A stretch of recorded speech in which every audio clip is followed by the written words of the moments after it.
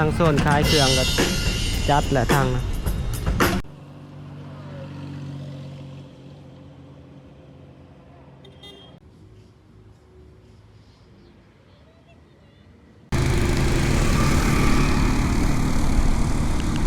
สบายดีกันเด้อทุกคนกับบรรยากาศคอยคำย่ำแรงที่นครหลวงเวียงจันทร์ตอนนี้เราอยู่ที่ถนนดงปลานตอนนี้ก็เวลา6 โมงแรงทุกคนทีนี้ก็สิพาทุกคนไปเบิ่งบรรยากาศอยู่ที่ประตูไส้เนาะซึ่งว่าตอนนี้ก็มีการกาเกียมที่จะจัดงานเขาดาวแล้ว ซึ่งว่ามือเริ่มต้นของการเข้าดาวอยู่ประตูไส้นี่ก็สิเริ่มต้นตั้งแต่วันที่29ถึง31ทุกคนถือว่าจะเป็นงาน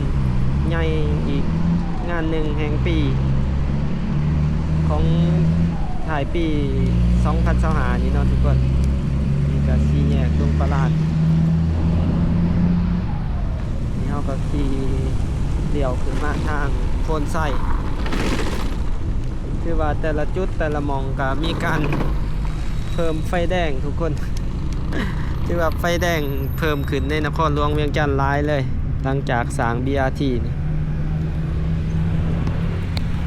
นี่ก็เป็นสถานีพ่นไส้บ่ฮู้ว่าสิได้เปิดเต็มรูปแบบอีกเครื่องปานใดสำหรับ BRT นี่เบิ่งกัน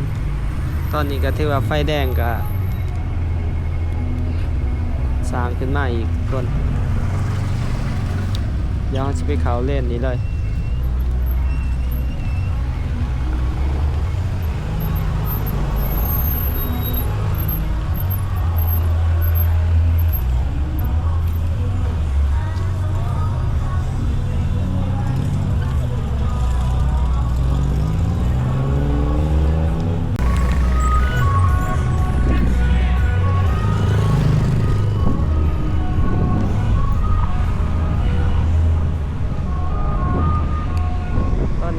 ทั้งขางที่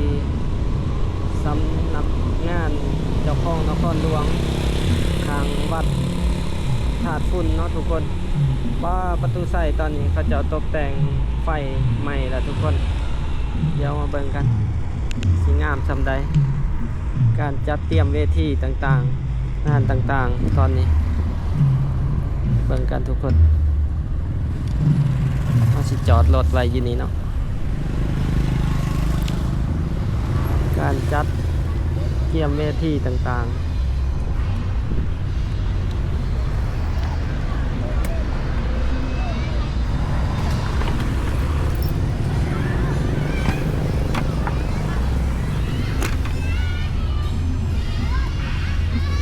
เดี๋ยวเฮาย่างเริ่มไปเบิ่งอยู่ทางสวน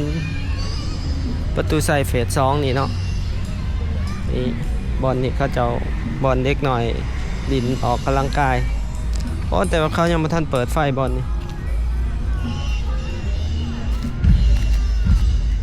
ตอนนี้เขาจะจัดเตรียมเวทีแล้วก็ตั้งบูธต่างๆ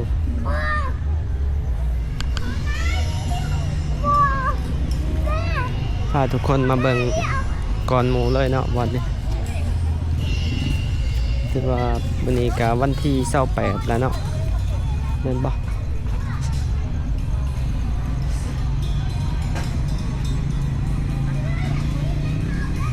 27ประมาณนี้อยู่สำนักงานเจ้าของนครหลวงก็มีการประดับประดาไฟคือกันเนาะมีการตกแต่งไฟคือกันกำลังเฮ็ดเลย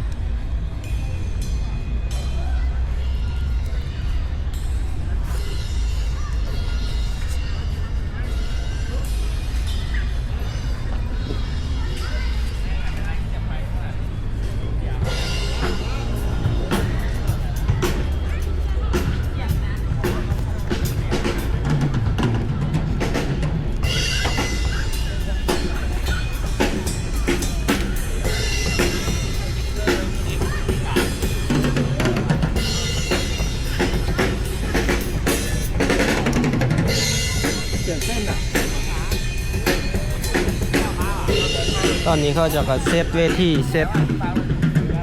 เครื่องดนตรีต่างๆน่าจะเริ่มลินมื้ออื่น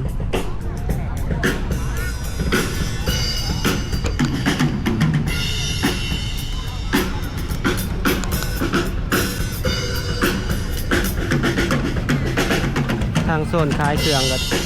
จัดแหละทางนะเดี๋ยวพาทุกคนย่างไปเบิ่งก่อนเนาะยังคอยย่างมาอีก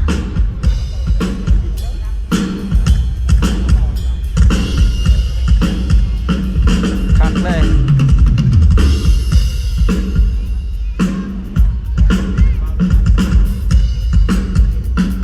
เดี๋ยวไปเบิ่งบอลก็จะจัดโซนของกินทุกคน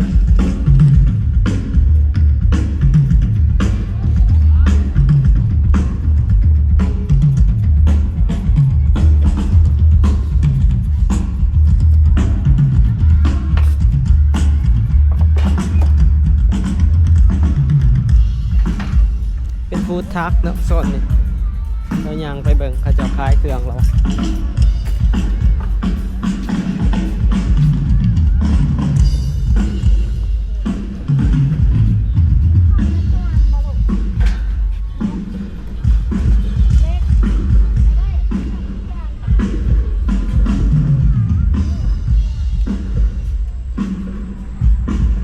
โอ้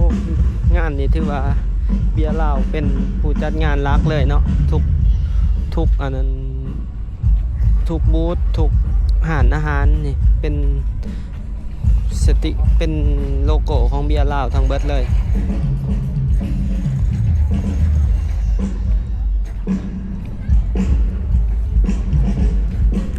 หานนี้เริ่มขายแล้วเนาะหาน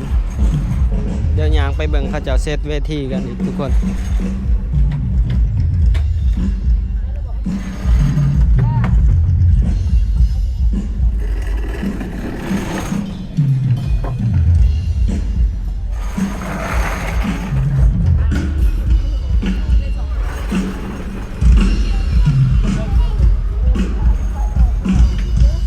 2025ผ่านไปก้าวเข้าสู่2026ไวขนาดทุกคนปีเดียวเนาะเวลามันจะส่าสำหรับคนที่เฮ็ดเวียกกับคนเฮียน คนที่บ่มีภาระบ่มีสิ่งขอบเขตห้ามยังมันก็สิอันนั้นรู้สึกว่าไวแต่สำหรับผู้ใดที่มีขอบเขตบ่มีอิสระปานใดก็คือสาขนาดในเวลาตอนนี้กำลังกาเกียมเลยเขาจะจึงเซตเวทีเนาะเดี๋ยวจะให้เขาจึงถาเบิ่งเขาจะเปิดไฟใส่ประตูใส่ตอนนี้ก็จะเซตเวทีกับติดตั้งไฟ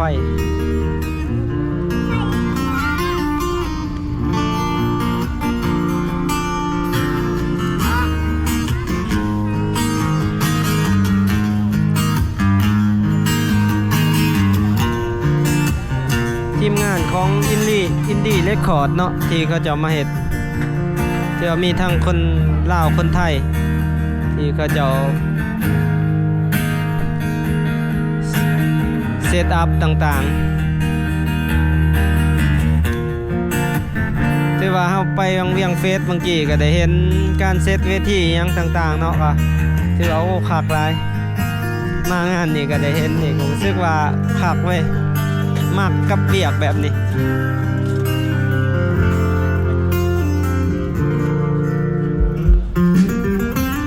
เดี๋ยวยางไปเบิ่งบรรยากาศที่นำผู้ประตูใส่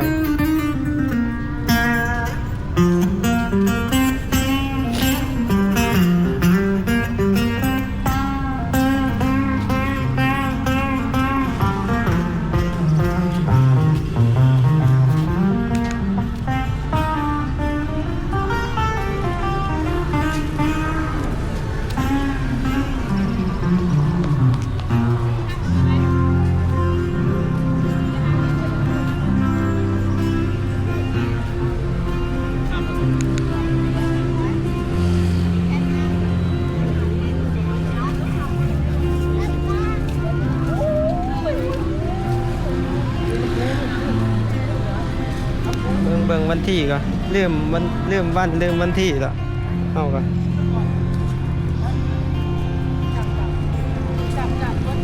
โอ้ที่28มื้ออื่นเริ่มทุกคนมื้ออื่นเริ่มครบเงินละเขาดาว2029ครับนี่เบิ่งประตูใส่นี่เขาเจ้าเฮ็ดสีเป็นลายสี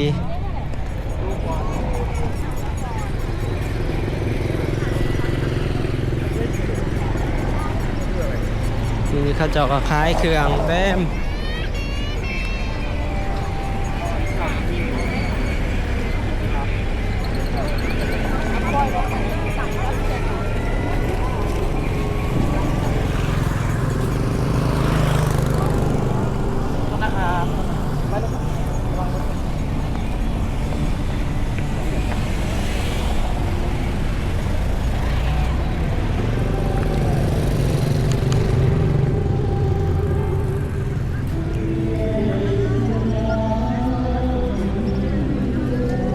มาเบิ่งการติดตั้งไฟอยู่ประตูใส่ทุกคนสิเป็นสีงามซำใด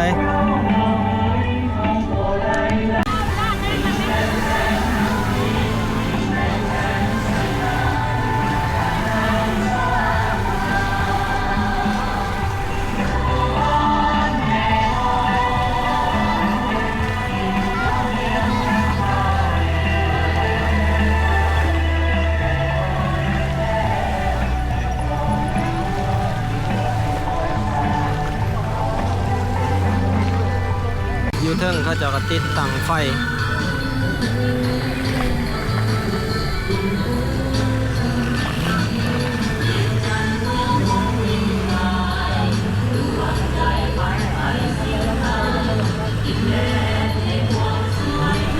ถ้าเบิ่งมือจริงเนาะมือเขาดาวเสียอลังการซำใด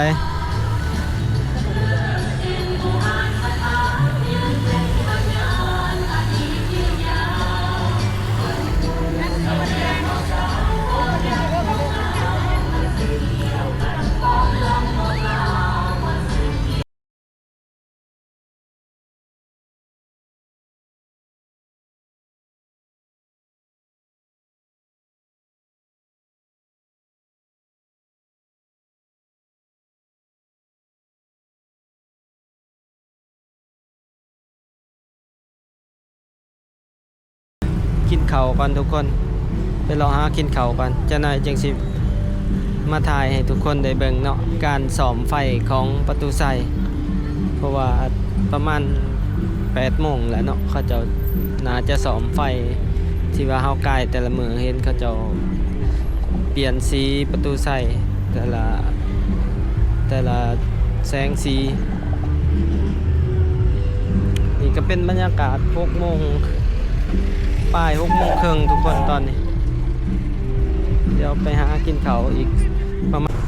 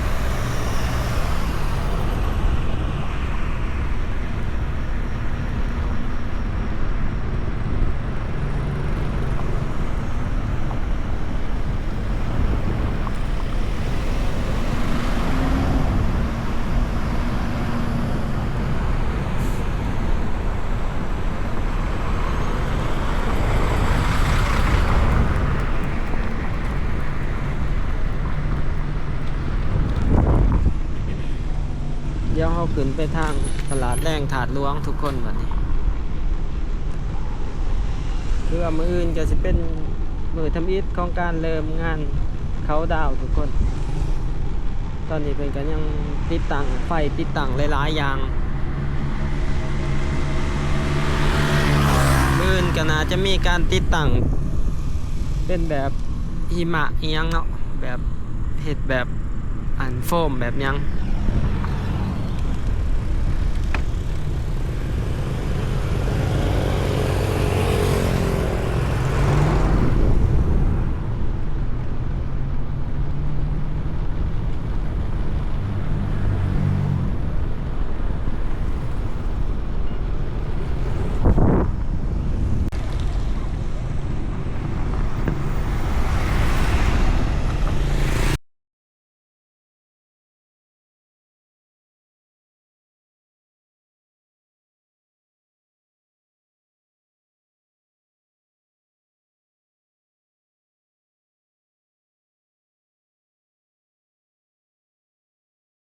กินข้าวก่อนทุกคน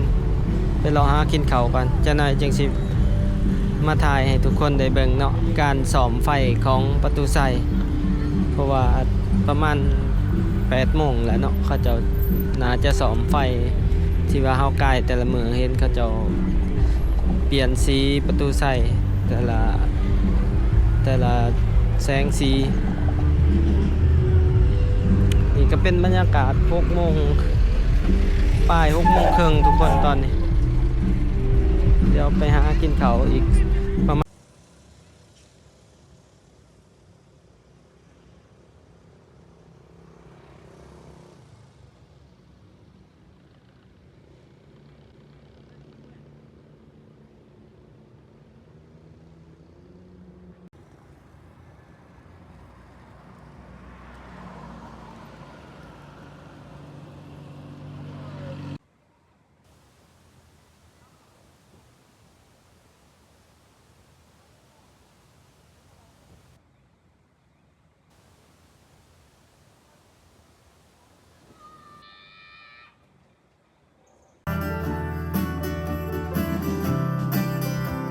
water. Some over